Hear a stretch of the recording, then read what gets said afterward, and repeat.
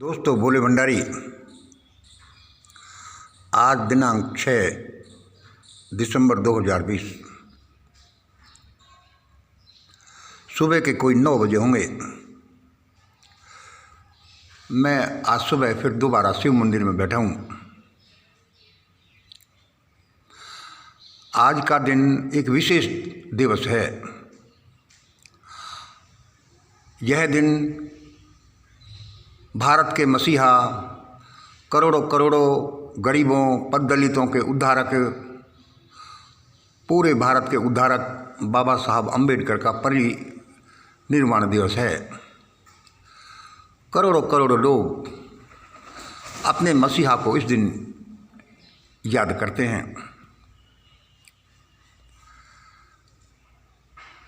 इस दिन को कुछ क्रूकड माइंडेड लोगों ने बदनाम भी कर दिया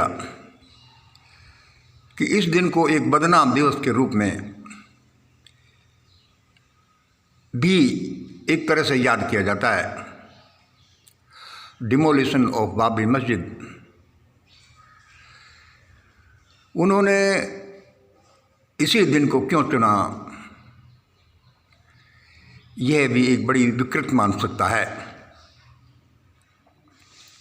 दोस्तों, मुझे मेरे व्यूअर से कुछ ऐसा प्यार हो गया है, उनके कमेंट से, उनके फ़ोन से वे मेरे वीडियोज़ का इंतज़ार करते रहते हैं। फिर मेरे दिल में भी कुलबुलाहट सी होती है कि हाँ, उनको एक चाहे छोटा मैसेज दिया जाए, दे दिया जाए। कई लोग तो ये कहते हैं कि हमें सुबह सुबह आपकी आवाज़ चाहिए। आज सुबह मैं अपना मोबाइल देख ही रहा था। एक भाई हमारे अच्छे व्यूअर हैं, भूपेंद्र सिंह जी। उनका अभी अभी का एक रिसेंट कमेंट मिला। रिसेंट कमेंट किस पर? हमारा वीडियो 4/12/20 के वीडियो पर उन्होंने कमेंट अभी अभी किया। वह कमेंट क्या था? हाँ, वह हमारा वीडियो क्या था? वह हमारा वीडियो था कि भारत में अब कोई ईश्वर का एक बंदा आएगा और देश में यह सुधार लागू करेगा। उस पर उन्होंने कमेंट किया। देखो, मैं उसको पढ़कर सुनाता हूँ। कोई नहीं आएगा सर, ये भारत हम जैसे मुर्दों का देश है। यह हम जैसे मुर्दों का देश है। मैंने जैसे ये कमेंट पढ़ा, मेरा दिमाग झंझना गया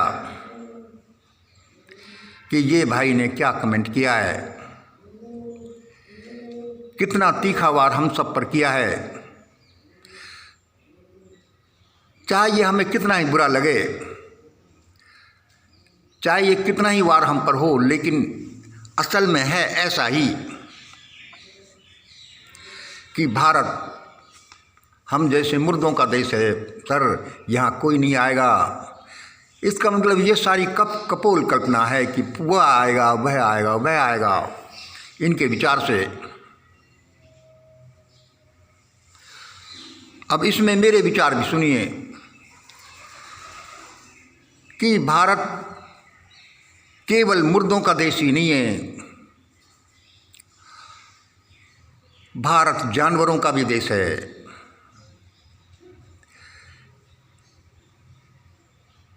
यहाँ तो कोई कोई इंसान ऐसा मिलता है जैसे जिसको कि हम एक जागृत आत्मा कह सकते हैं। भाई, ये हुआ कैसे? ये हम लोगों पर लांछन क्यों लगाया जा रहा है?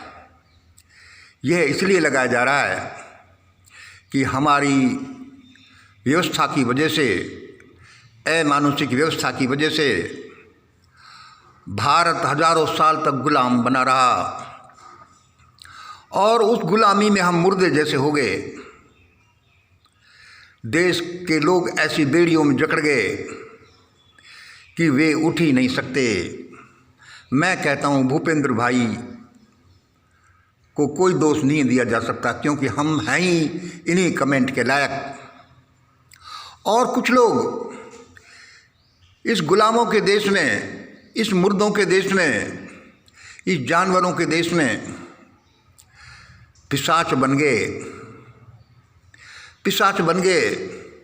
उनसे बाहर तो कुछ होता नहीं, विदेशों में या दूसरे देशों में तो कुछ होता नहीं, लेकिन यहाँ अपने भाई बंदों को ही मुर्दा बनाकर, भेड़ बकरियों के बच्चे बनाकर, गुलाम बनाकर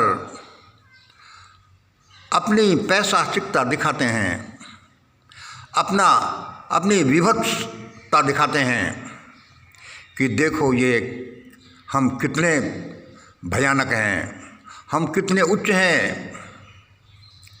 दोस्तों, हमारे देश में ये जो हो रहा है, होता रहा है, वह होता रहा है।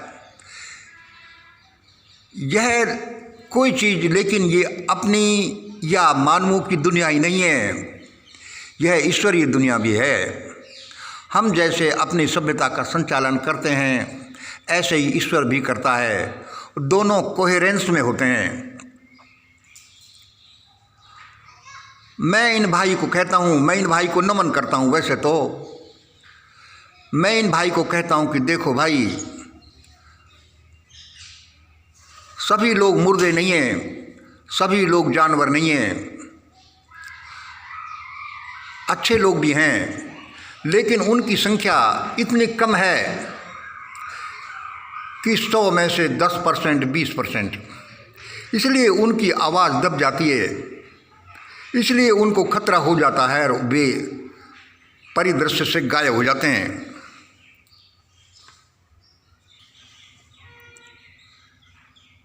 यह इस भाई का कमेंट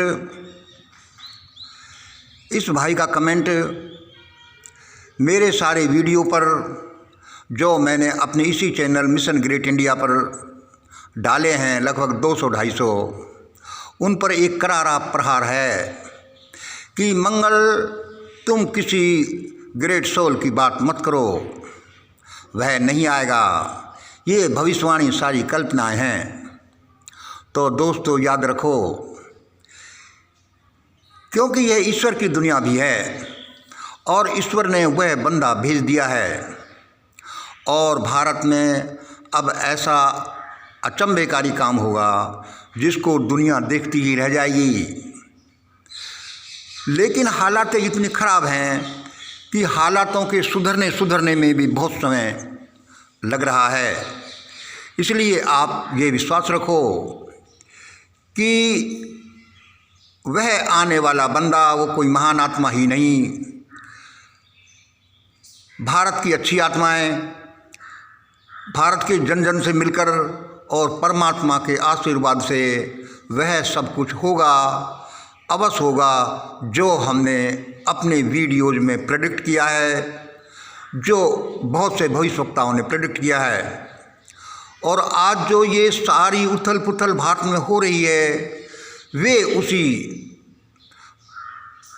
उसी क्रांति की एक कड़ी हैं। और विश्वास रखिए, भारत में अब ऐसे ऐसे काम होंगे कि ये पिशाच लोग, ये दुष्ट लोग अब भागने ही वाले हैं। और आप यह समझ लीजिए कि ये तो भाग चुके, ये तो पकड़ लिए गए, कुछ जेलों के अंदर हो गए, कुछ मर गए, कुछ मार दिए गए। ऐसा हो चुका, ऐसा मैंने देखा है। आप लोगों को अभी दिखना बाकी है।